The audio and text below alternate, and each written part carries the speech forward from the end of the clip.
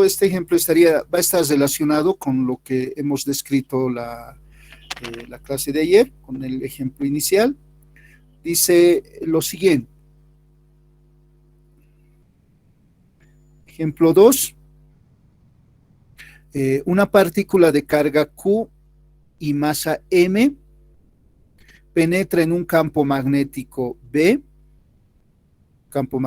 mayúscula, formando un ángulo con la dirección del campo magnético, un ángulo tita, como se muestra acá en la gráfica, este ángulo tita.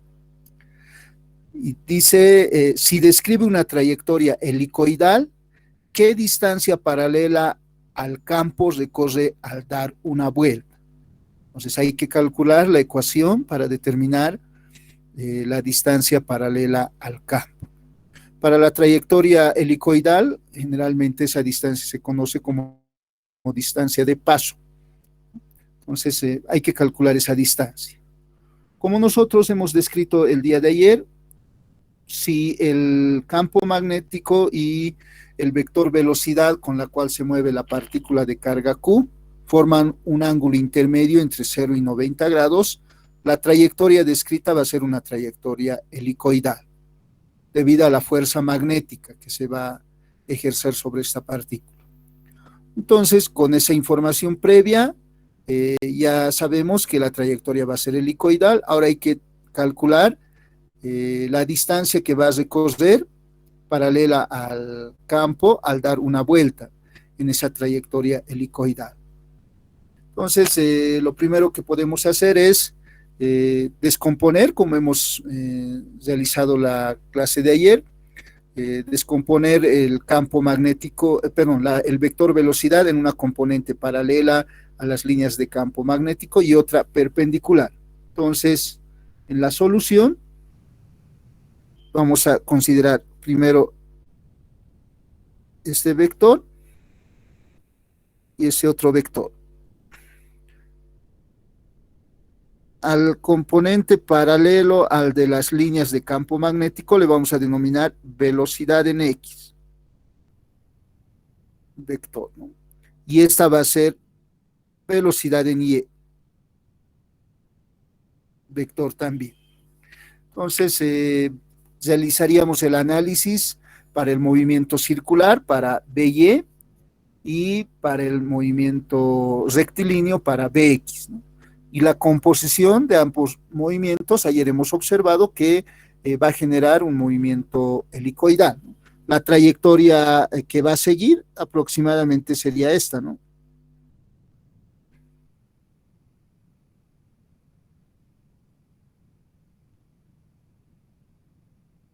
Y la distancia que me están pidiendo determinar sería esta distancia.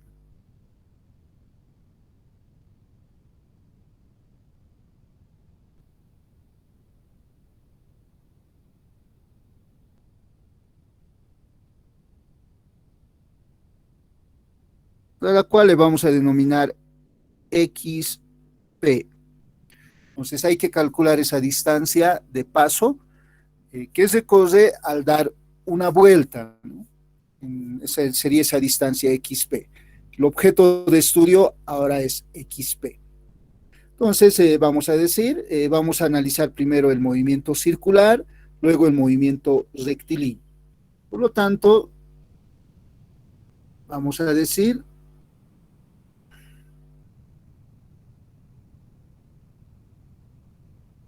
para el movimiento circular,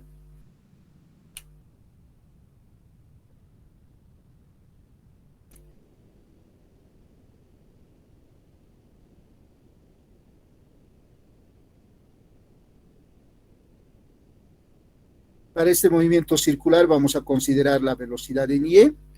Entonces, decimos, en este caso, vamos a considerar la velocidad en Y. Entonces, considerando esa velocidad en Y, vamos a plantear la ley, las ecuaciones de movimiento circular. Vamos a decir, para el movimiento circular, por lo tanto, sumatoria de fuerzas centrípetas serían igual a masa por velocidad, en este caso la velocidad tangencial al cuadrado sobre r, que sería la aceleración centrípeta. Entonces decimos sumatoria de fuerzas centrípetas va a ser igual a masa por aceleración centrípeta. La aceleración centrípeta sería igual a la velocidad en y al cuadrado sobre radio de giro. Y las fuerzas centrípetas, como hemos observado en la clase de ayer, sería la fuerza magnética. Como velocidad y campo magnético forman un ángulo de 90 grados, podemos determinar el módulo de esa fuerza magnética, ¿no? Entonces acá voy a decir fuerza magnética en módulo sería igual a valor de la carga, módulo del vector velocidad, módulo del vector campo magnético, seno de 90 grados. Por lo tanto, esta fuerza magnética va a ser igual a Q velocidad por campo magnético. Esa sería la fuerza centrípeta para que la partícula describa trayectoria circular. Reemplazamos esta ecuación, la ecuación de fuerza centrípeta, por lo tanto, carga por velocidad por campo magnético va a ser igual a masa, y esta velocidad lineal, esta tendría que ser velocidad en y, aquí también velocidad en y, ya vamos a considerar velocidad en y al cuadrado sobre e. Simplificamos velocidad al cuadrado con velocidad en y, de tal forma que vamos a tener la siguiente expresión. Tendríamos en primera instancia carga, campo magnético, va a ser igual a masa dividido entre r por la velocidad tangencial. Como sabemos, la velocidad tangencial es igual a la velocidad angular por el radio de giro. Simplificamos radio de giro con radio de giro, y acá vamos a escribir esta ecuación como masa por velocidad angular, pero la velocidad angular, recuerdan, para movimiento circular uniforme es igual a 2pi sobre t, donde t es el periodo, que sería el tiempo que tarda en dar una vuelta. Ese tiempo necesitamos porque me piden la distancia que vas a recorrer al dar una vuelta. Entonces vamos a despejar este tiempo, periodo de esta ecuación. Por lo tanto, diríamos el periodo T mayúscula va a ser igual a 2pi por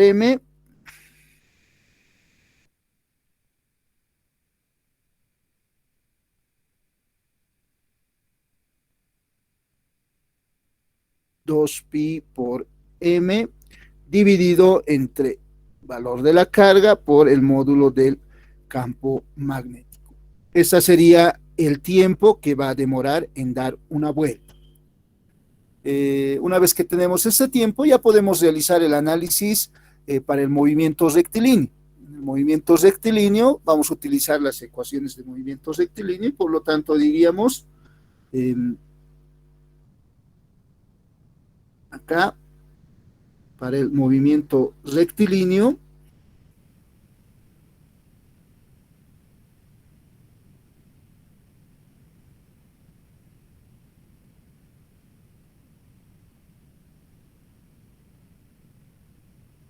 entonces para el movimiento rectilíneo la ecuación que vamos a utilizar va a ser la ecuación de cinemática, que relaciona espacio y distancia. Este movimiento rectilíneo, voy a anotar acá, vamos a utilizar la velocidad en x, ¿no? Y sabemos que para un movimiento rectilíneo, x, distancia que se desplaza un objeto, es igual a velocidad por tiempo. Si en esta ecuación consideramos la velocidad en x, si esta velocidad es velocidad en x, y esa distancia que vamos a calcular es la distancia de paso xp, entonces este tiempo tiene que ser el tiempo que demora en dar una vuelta la partícula. Ese tiempo tiene que ser igual al periodo. Si este tiempo es igual a t, mayúscula, entonces X va a ser X de paso, la distancia de paso que queremos calcular. Entonces esta sería X sub P. Entonces, con esas premisas, determinamos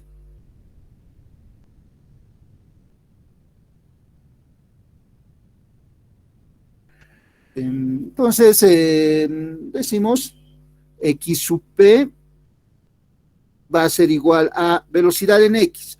Como se puede observar en la gráfica, la velocidad en X, la componente de la velocidad en X sería la proyección de la velocidad sobre el campo magnético, que sería módulo de la velocidad por el coseno de θ. Por lo tanto, acá vamos a notar velocidad con la cual la partícula se mueve por coseno de θ. Y el tiempo va a ser el periodo. Reemplazando la ecuación del periodo y ordenando esta distancia de paso XP va a ser igual a, vamos a tener en primera instancia acá estos términos. Tendríamos velocidad, entonces vamos a anotar por velocidad dividido entre carga por campo magnético por coseno de θ. Entonces esta sería la ecuación para calcular esa distancia de paso, que va a ser función de coseno de θ. Ese sería el procedimiento para calcular la distancia de paso. Tal vez tienen alguna consulta con relación al procedimiento que hemos realizado.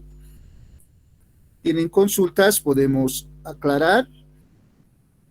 Voy a dejarles con esa imagen por unos 2 minutos para que tomen sus apuntes respectivos.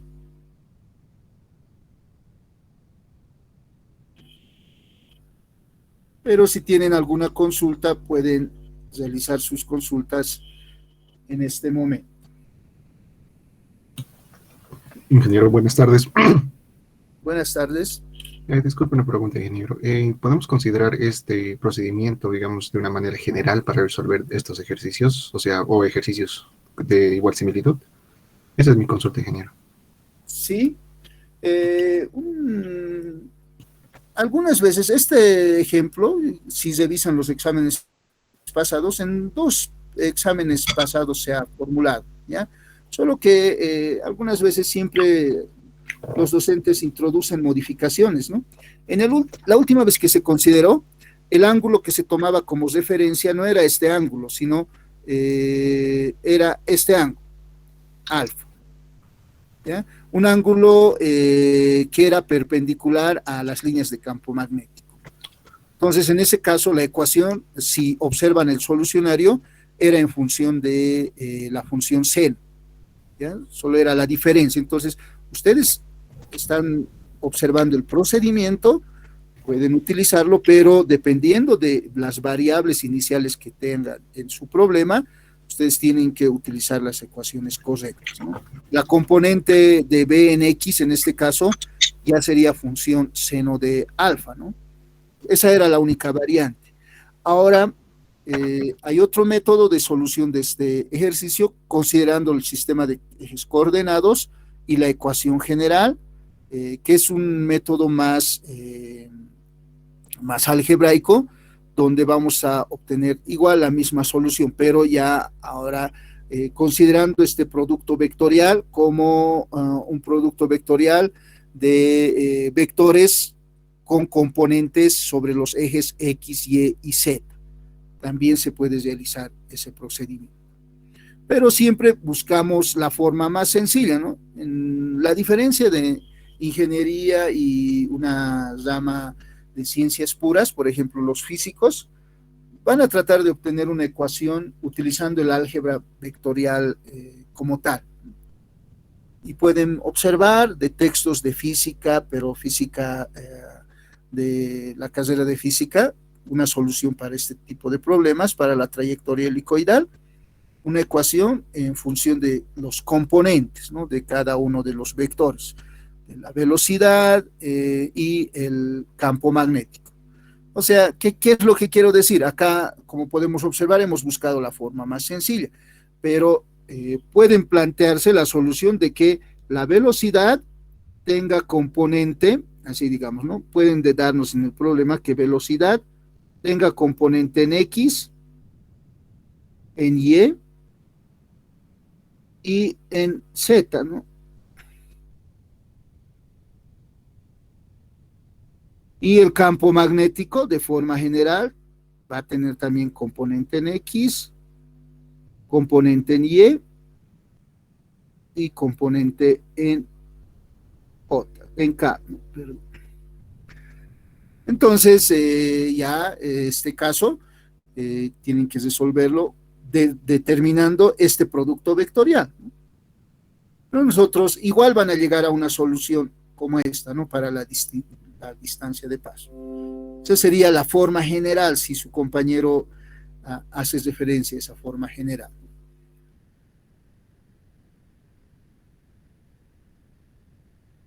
Pueden decirnos que tenemos una partícula que se mueve con una velocidad dada de esta forma general y el campo magnético de forma general. Entonces aquí hay que determinar ese producto vectorial y vamos a tener tres ecuaciones en tres componentes para los componentes X, Y, Z, y esas ecuaciones se resuelven para determinar la distancia XP. Pero nosotros buscamos la forma más básica, más sencilla, ¿sí? En ingeniería esa es la diferencia, van a ver, ¿no?, de los problemas en el área de ingeniería y ciencias puras. ¿Alguna consulta más tal vez? Ingeniero, disculpe que le moleste, pero ¿podrías repetir, por favor, para el movimiento circular? No lo entendí muy bien. Ya. Para el movimiento circular, si el vector velocidad y el campo magnético forman un ángulo de 90 grados, la trayectoria que va a describir la partícula en la clase anterior, lo que está acá, habíamos observado que la trayectoria descrita va a ser igual a una trayectoria circular, ¿no? De la clase de ayer hemos realizado este ejemplo, donde nos pedían describir la trayectoria descrita en tres casos, ¿no? Si la dirección inicial entre el campo magnético y la velocidad, decía, inciso A, es paralela al campo magnético, inciso B, perpendicular al campo magnético. Entonces, si la trayectoria inicial es paralela a las líneas de campo magnético, la respuesta del inciso A era que la trayectoria es lineal, porque la fuerza magnética va a ser nula, ¿no? Entonces la partícula se mueve con una velocidad con una velocidad B, que sería la velocidad paralela a las líneas de campo magnético. Pero si la velocidad lineal y el campo magnético forman un ángulo de 90 grados, entonces la trayectoria descrita sería la de una trayectoria circular. Entonces, en este caso, como podemos observar en esta trayectoria circular descrita, la fuerza magnética hace que esta partícula se mueva en trayectoria circular, y esa fuerza magnética sería la fuerza centrípeta. Con ese principio hemos indicado, estamos realizando este análisis y habíamos dicho vamos a descomponer nuestra velocidad, la velocidad B, en una componente paralela a las líneas de campo magnético BX y otra perpendicular a las líneas de campo magnético. La componente perpendicular va a generar movimiento circular, estamos separando, ¿no?, los movimientos, entonces, porque la velocidad en Y va a ser perpendicular a las líneas de campo magnético. Entonces, hemos dicho directamente, para movimiento circular, todo este análisis va a ser para velocidad en Y, sumatoria de fuerzas centrípetas sería igual a masa por aceleración centrípeta. Entonces, la única fuerza centrípeta es la fuerza magnética, que acá hemos calculado va a ser igual a carga velocidad en Y, velocidad perpendicular por campo magnético. esa fuerza magnética hemos anotado acá, y es igual a masa por velocidad en I al cuadrado sobre R. Operando de esta ecuación hemos despejado el periodo. El periodo resulta ser 2pi por m sobre carga por campo magnético. Este periodo va a ser el tiempo que va a demorar en dar una vuelta. Por lo tanto, para la trayectoria helicoidal sería el tiempo para desplazarse esta distancia xp. Por eso acá hemos dicho, este tiempo t va a ser igual a t, ¿no? Aquí, ¿no? Entonces, si ese tiempo es igual a t, entonces la distancia que se desplaza es igual a la distancia de paso para el movimiento circular. Además, esta velocidad tiene que ser velocidad en x. Entonces hemos dicho x de paso va a ser igual a la velocidad en x por el periodo, el tiempo que tarda en dar una vuelta. Reemplazando todas las variables de periodo, velocidad en x es b coseno de tita, obtenemos esta respuesta. Esa sería estamos reiterando la solución para que quede más claro. ¿Está bien? Sí, ingeniero, gracias. Entonces, voy a pasar a describir otro ejemplo. Puedo pasar a la siguiente página.